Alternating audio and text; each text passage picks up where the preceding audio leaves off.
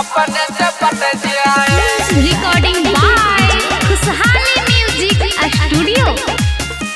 ए बाबा ऐसन ताबीज बना दी छौरी अपने से पट जाए।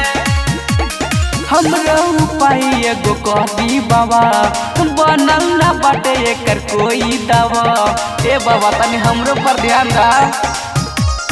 हमरो उपाय एगो कही बाबा बनल ना बाटे एकर कोई दवा। कह दी ऐसन कमावा कि उ अकेली पट जाए।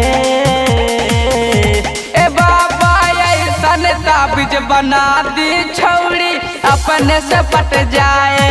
ए बाबा ऐसन ताबीज बना दी छौरी अपने से पट जाए।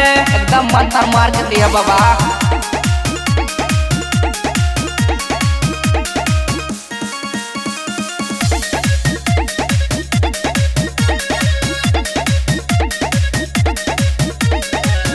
देख जब छौरी हमरा देवे फ्लाइंग किस, रातों दिन करत रहे हमारे के मिस। देखे खातिर छौरी हमारा बेर बेर पलट जाए। ए बाबा ऐसन ताबीज बना दी छौरी अपने से पट जाए। ए बाबा ऐसन ताबीज बना दी छौरी अपने से पट जाए। एकदम मंत्र मार के दिया बाबा।